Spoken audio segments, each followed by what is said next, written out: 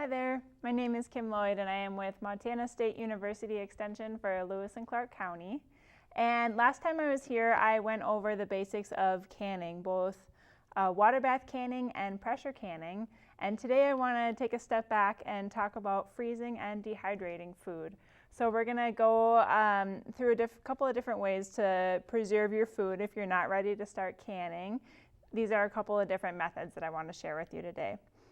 So last time I was here, we talked about canning, and the first thing I mentioned and kind of stressed throughout the show was that we should be using research-based recipes when we want to preserve our food for a couple of reasons. The first, number one reason is for safety. We want to make sure that our food that we are preserving is safe to eat and safe for others to eat. So using research-based recipes is important for safety.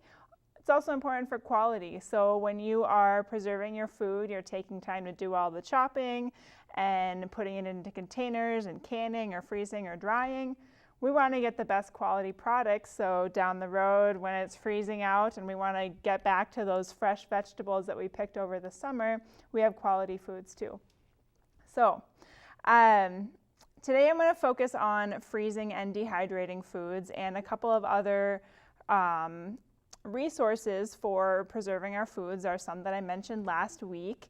I know freezing and dehydrating is pretty basic stuff, but if you're new to it or you just want to make sure you're doing it right, Montana State University also has some MONT guides that they're called, these really quick guides that we have at our extension office here in Helena that cover all of the basics of freezing and drying.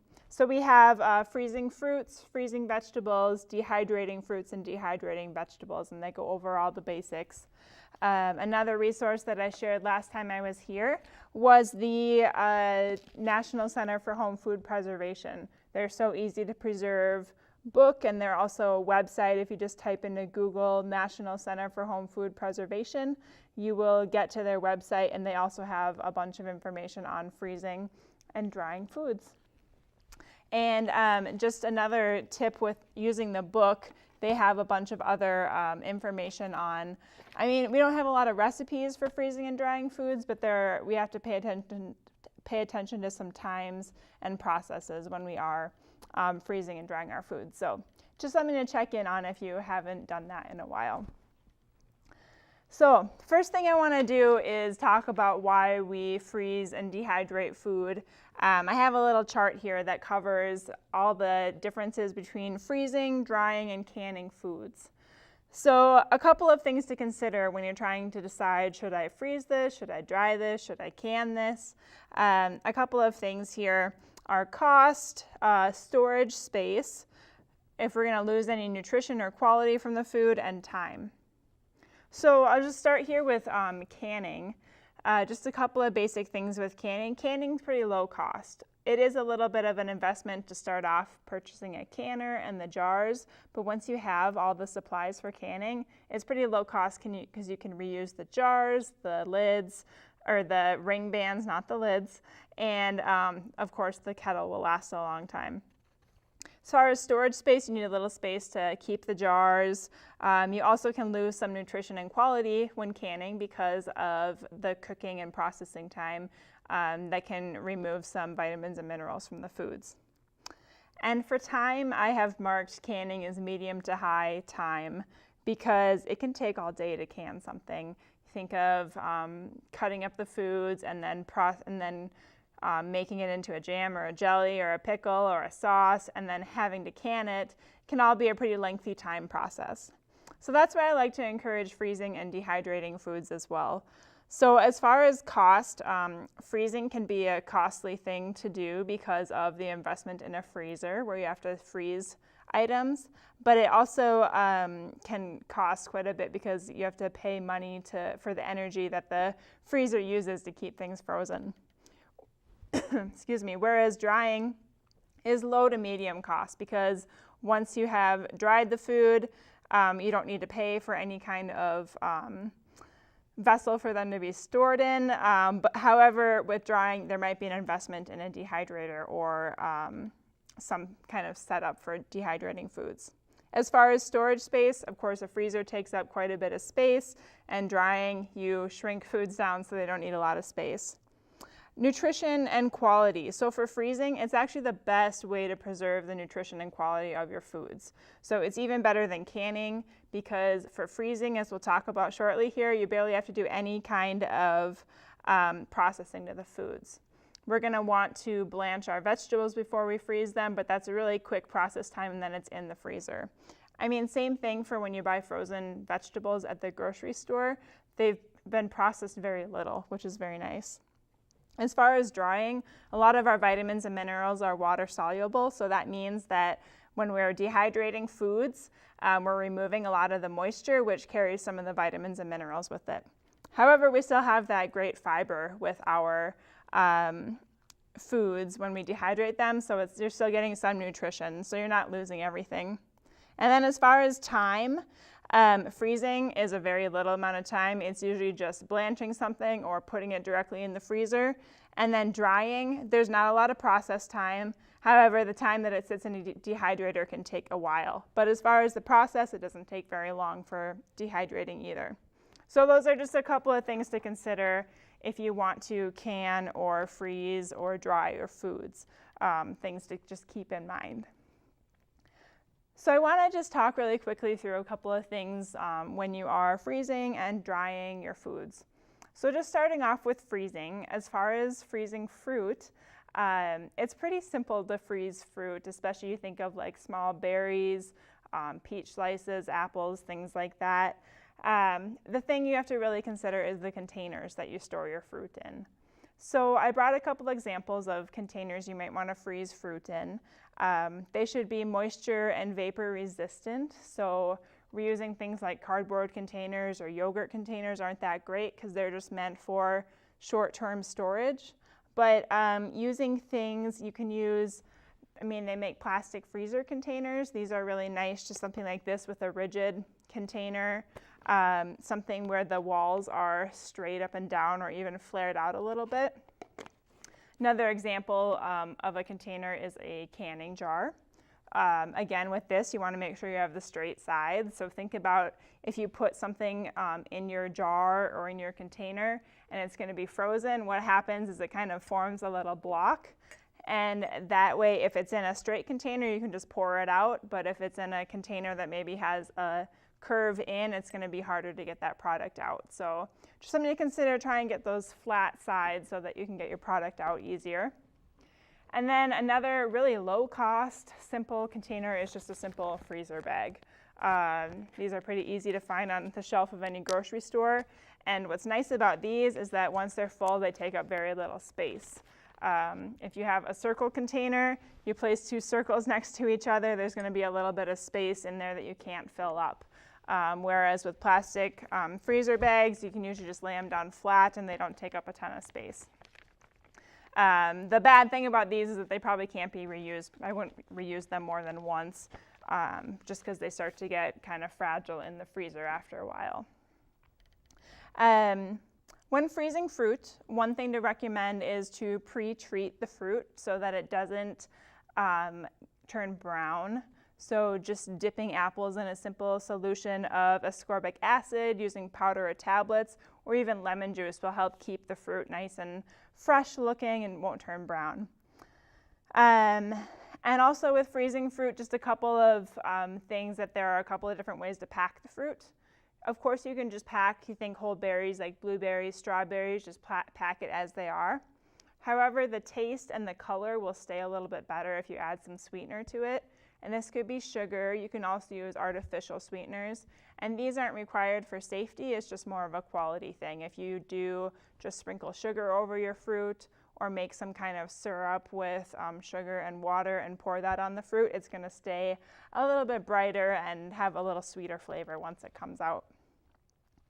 And then just a couple of tips when you are thawing out food that you have frozen is to not let food thaw out on the counter.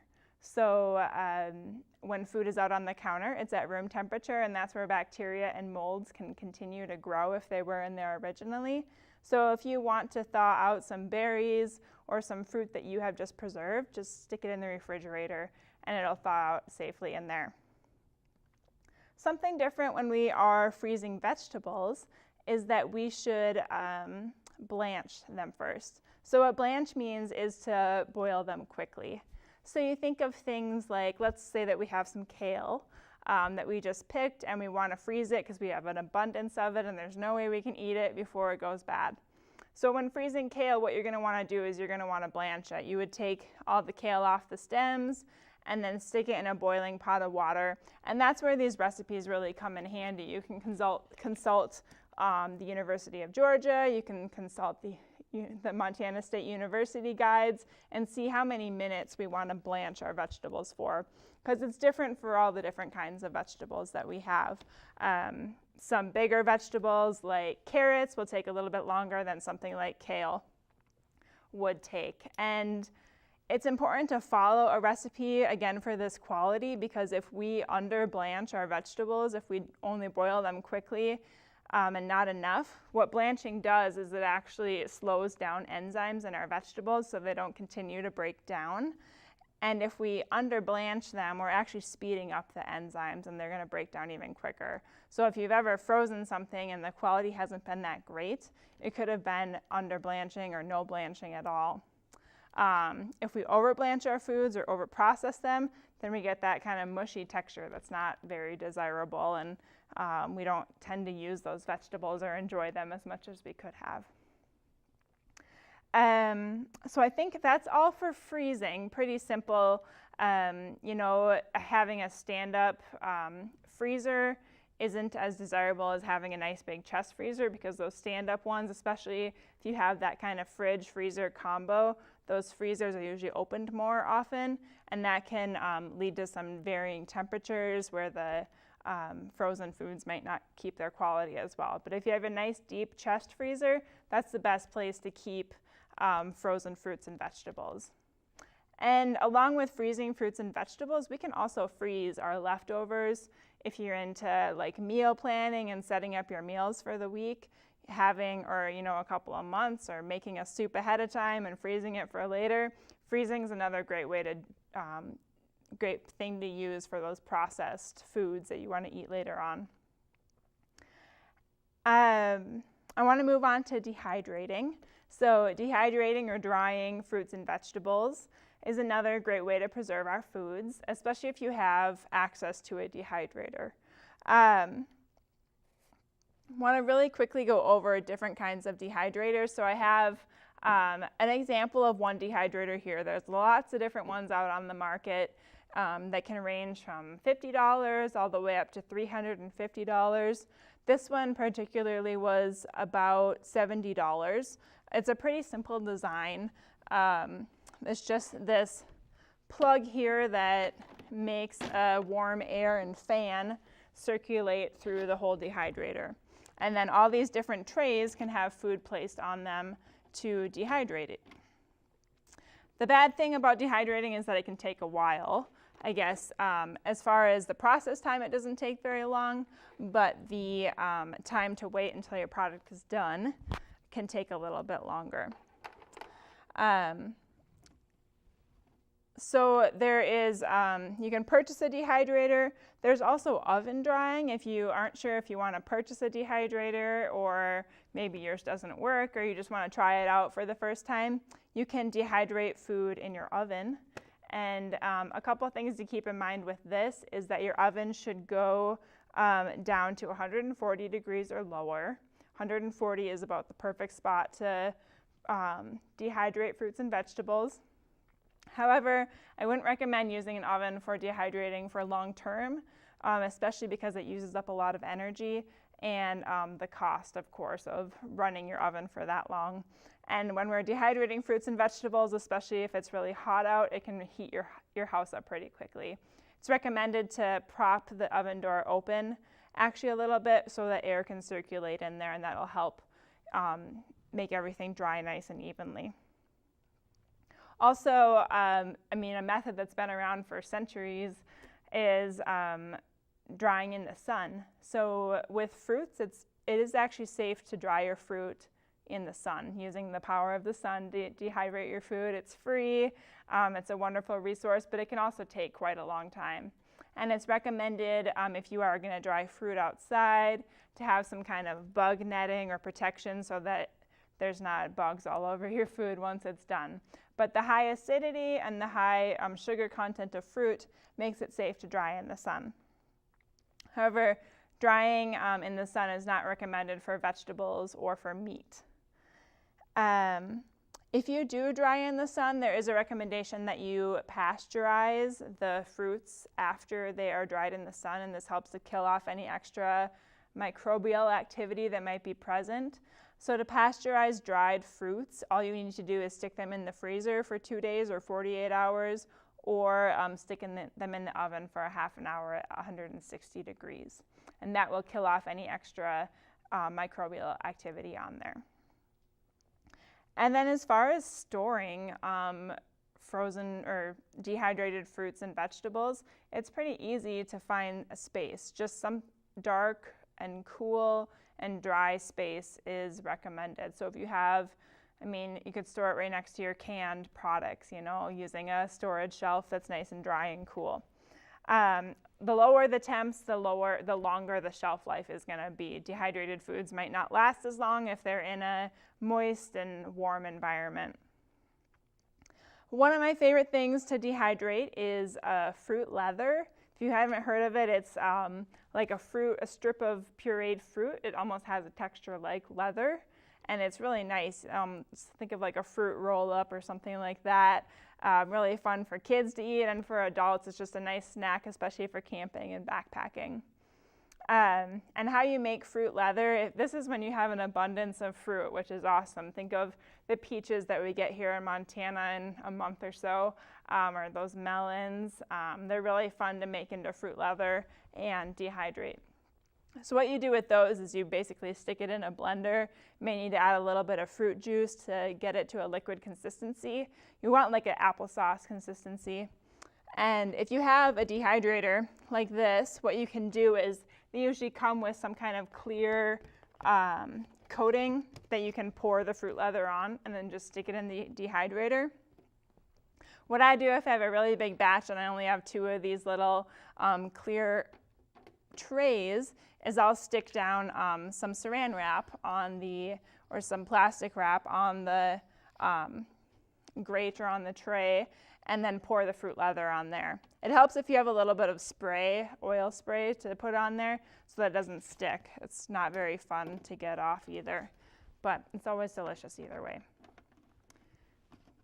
So that's drying fruits. A couple of other tips when you are drying vegetables is to, it's kind of the same way. You can use a dehydrator. Again, you can't use a solar dehydrator method for vegetables. Vegetables are usually dried all the way. So you think of, when we use our dehydrated vegetables, you think of like camp foods or little veggie stick snacks or something. You usually add water to them to rehydrate. You think of like soup mixes, things like that. We don't just snack on dried vegetables really that much. So something to think of with vegetables is to blanch them ahead of time before you dry them. So just like our freezing vegetables, we want to give them a little boil in some water and then dehydrate them, because then they will maintain their color and their quality a lot better if they are dried out before, or if they are blanched before they're dried out. And then just along with drying fruits and vegetables, drying meats is also really popular. So you can dehydrate, of course, meat, do like jerky or salmon or things like that, that are pretty nice to have around if you have an abundance, especially if you're a hunter or something. It's nice to make some jerky out of that extra meat. And that's just really a basic overview of freezing and drying both fruits and vegetables and prepared foods and meats, and gives you another option of what to do with that extra produce and making some other foods that are easy to enjoy as well. So please give me a call if you have any questions or you're trying to figure out what to do with the extra produce that you have. Be happy to talk through it with you. So thanks for watching, and see you next time.